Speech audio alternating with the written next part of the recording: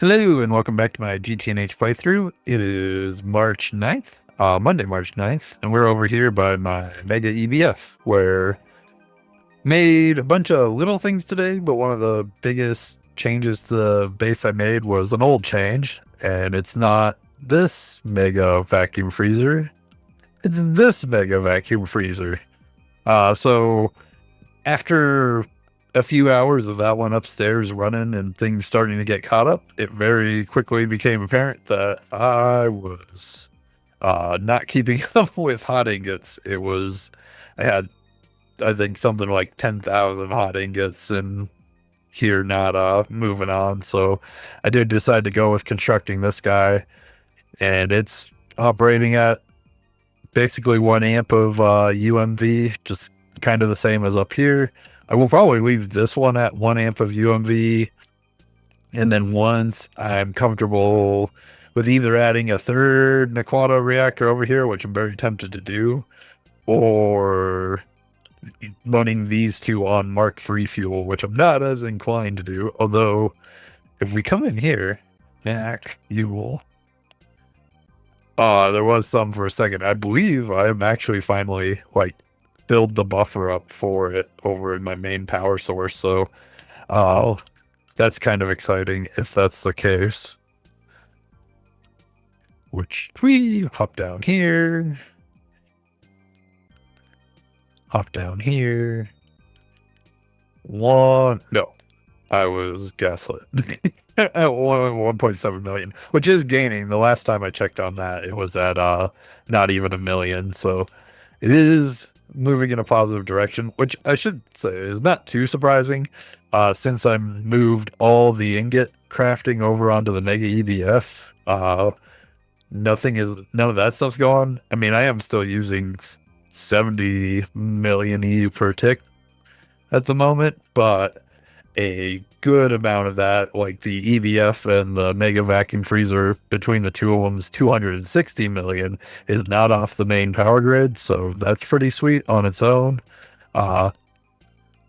And if I don't put another Naquata fuel reactor over here, it is kind of tempting to mess around and throw down like a supercritical steam one over here or something.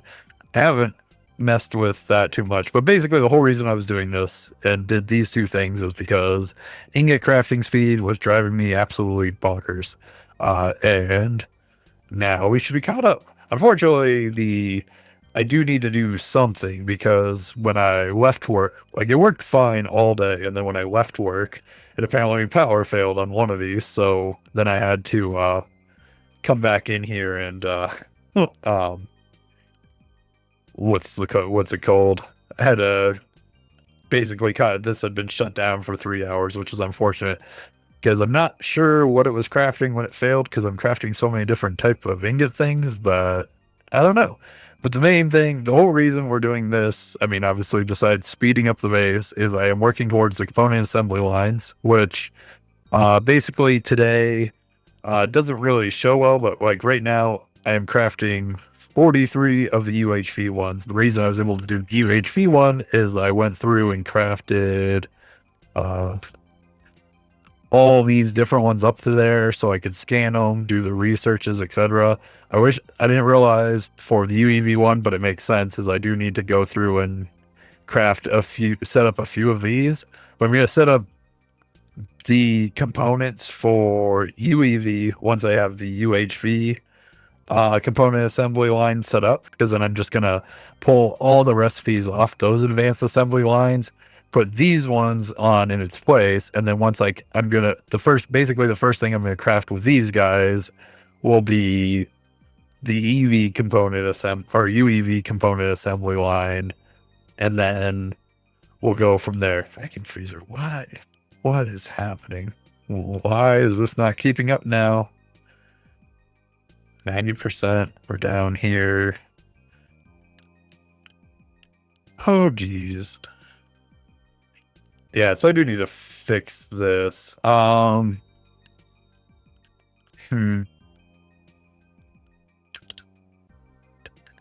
Sure.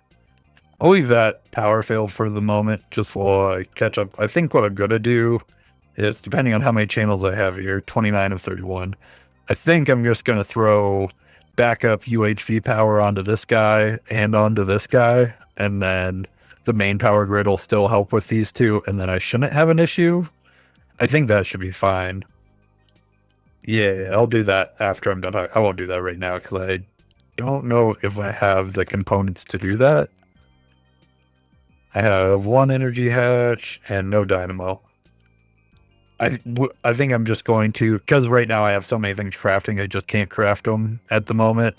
I think I'm going to steal them from over here. I think that then after too, once I get kind of caught up and situated, I might even mess around with it tonight is I'm going to do some color coding of input hatches over here. I think I'm going to put like cosmic neutronium and neutronium on like the lowest priority. That way, when I'm doing big crafts, which require lots of those, they aren't holding up all my smaller crafts, because that's honestly the most frustrating part of like having everything on the same thing.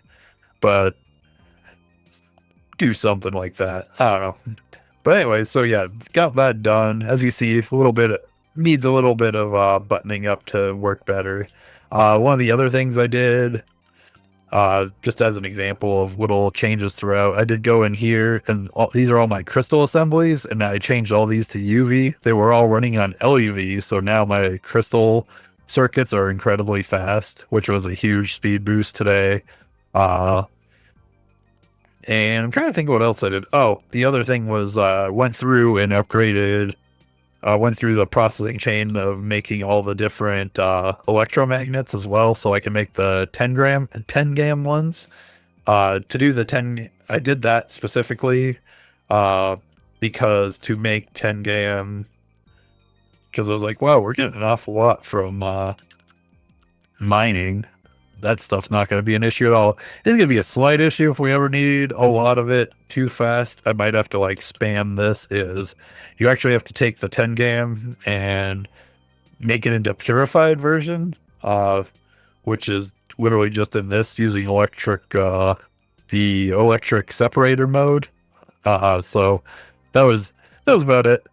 Yeah. So I mean, there's really not too much else to say besides that was a lot of random little stuff and a lot of dead time today. I'm trying to get back to making sure I do the actual daily videos, even if it's not like too big of updates. But this speed update is huge. There was a lot of things that were very frustrating. So this helped fix a lot of that. And now I'm just gonna add some redundant power over here from the main grid, and this should be able to keep up.